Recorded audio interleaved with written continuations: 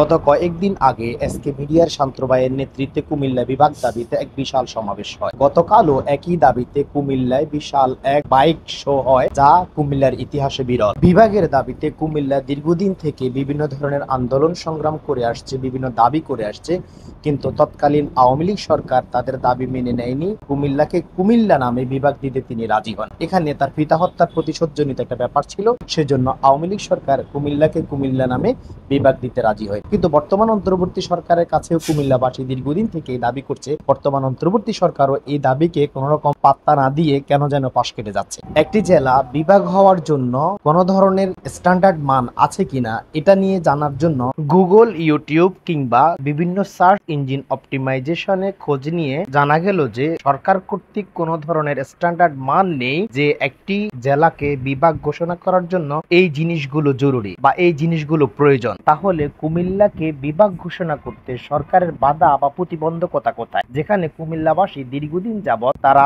বিভাগের জন্য আন্দোলন করে আসে। বাংলাদেশের দ্বিতীয় রাজধানী চট্টগ্রাম, নারায়ণগঞ্জ, ঢাকা সহ বাংলাদেশের উত্তরবঙ্গের প্রত্যেকটি জেলা চট্টগ্রামের সাথে যোগাযোগ করার জন্য কুমিল্লা অন্যতম একটি মাধ্যম, অর্থাৎ কুমিল্লার উপর দিয়েই যাতায়াত করতে হয়। কুমিল্লা যদি বিভাগ হয়, এখানে সরকারি বরাদ্দ বাড়বে, রাস্তাঘাট সহ বিভিন্ন জিনিসের উন্নয়ন হবে। ফলে এই সুবিধা শুধুমাত্র কুমিল্লাবাসী ভোগ করবে না, কুমিল্লার উপর দিয়ে যারা যাতায়াত করে সবাই ভোগ করে। তাই কুমিল্লার বিভাগের দাবি এটি একটি অপ্রয়োজনীয় এবং অপ্রাসঙ্গিক দাবি নয়, বরঞ্চ প্রয়োজনীয় এবং প্রাসঙ্গিক দাবি, যা শুধুমাত্র কুমিল্লাবাসীর জন্য নয়, কুমিল্লার উপর দিয়ে যারা যাতায়াত করে সবার জন্য প্রযোজ্য। বর্তমান অন্তর্বর্তী সরকার এই দাবিকে আমলে নিয়ে কুমিল্লাকে অচিরেই বিভাগ ঘোষণা করবে এই আশাবাদ ব্যক্ত করে আজ এখানে বিদায় নিচ্ছি। দেখা হবে অন্য কোনো ভিডিওতে, কথা হবে অন্য কোনো বিষয় নিয়ে।